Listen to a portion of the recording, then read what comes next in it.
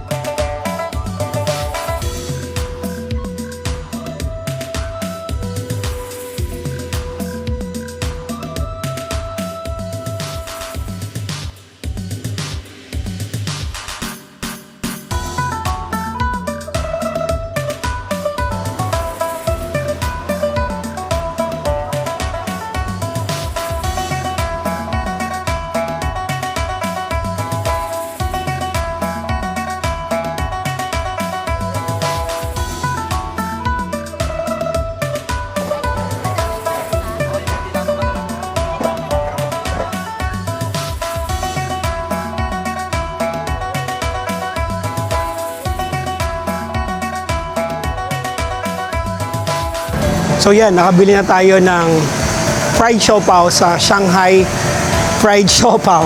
So this is one of the most famous snacks dito sa Binondo. So ito yung first stop natin. And it's super affordable. Ang isa nito, it's just 35 pesos. So kung titignan mo, soft siya sa taas, tapos medyo crunchy or sunog-sunog siya sa ilalim. So let's try this.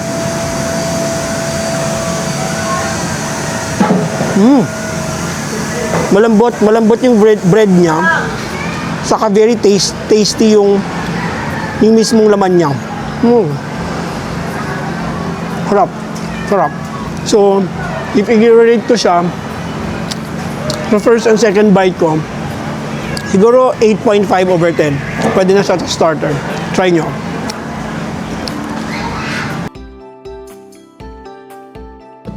So, dito tayo sa ating second stop, which is yung Dongbei dumplings. And we ordered their famous boiled kucai dumplings. Bale 12 pieces siya, and it cost 200 pesos only. Tara, try natin. Pero sarap. Sobrang lampot ng dumplings niya. Saka, yung laman pala niya, it's not just kucai. So, meron pa pala siyang pork sa loob. So, kain tayo.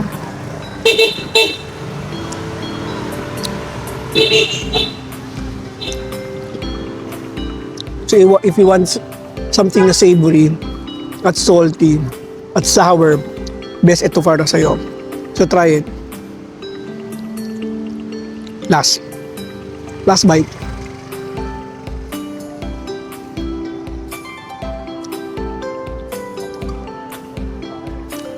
So pag i-rate ko siya, based on the taste, presentation, I'll give a good 8 out of 10.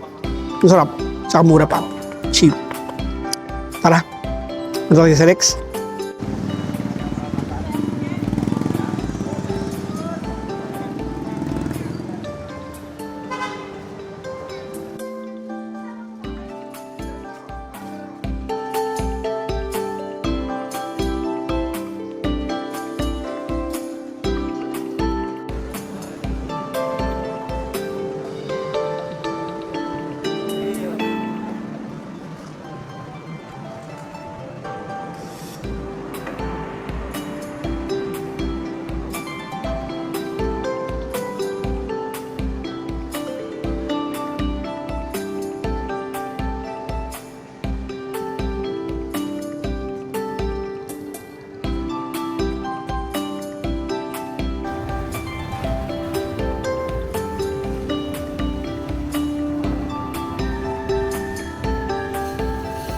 Ito sa third stop natin, which is yung Masuki, Mami, and Siopaw. Isa siya sa mga oldest mami house dito sa Binondo.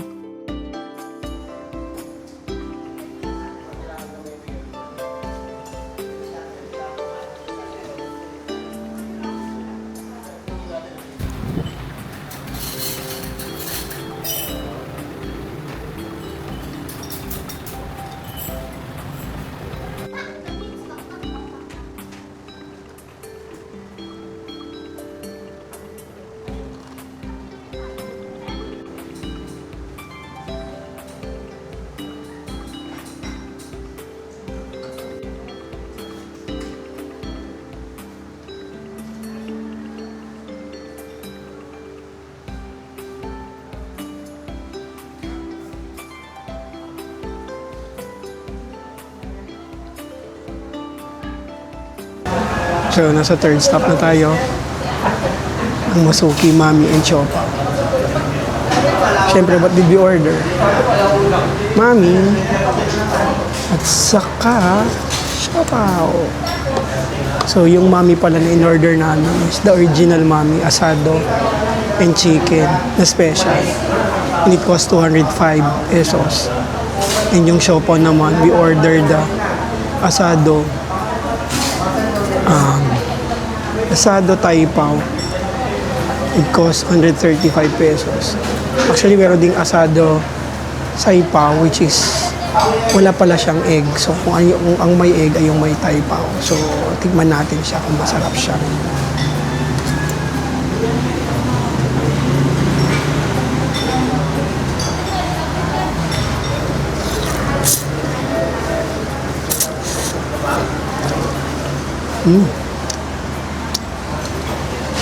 Lambot ng noodle niya. Tignan natin yung karne. I mean yung chicken.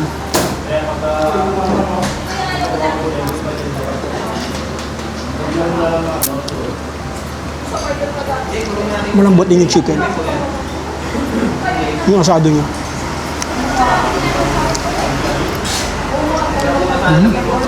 Malambot din. Kasi pwede mo siya lagyan ng mga condiments if you want. Try naman natin yung siopaw niya.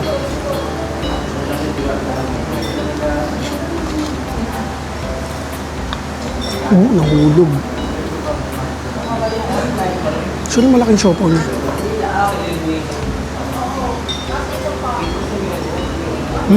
Manamis-namis. Malambot yung bread. Marami na naman.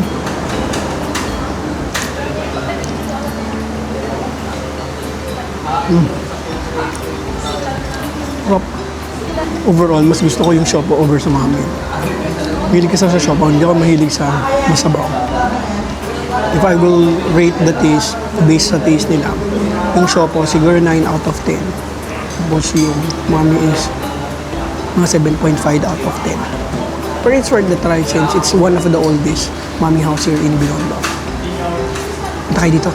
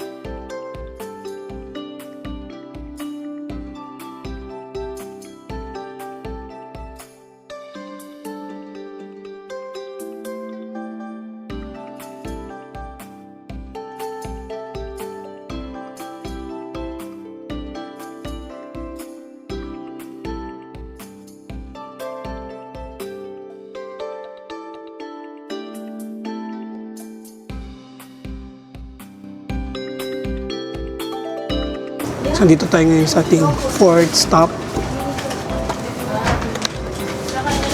Ang Lord's to Bakery. At ito try natin yung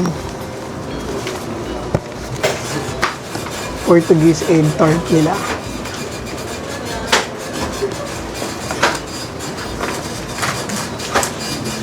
By looking at it, mukha siyang masarap. Let's try this.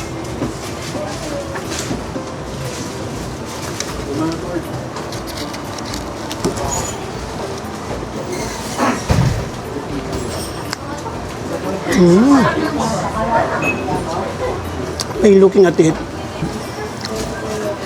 OG talaga ito pagdating sa egg tart. Sarap.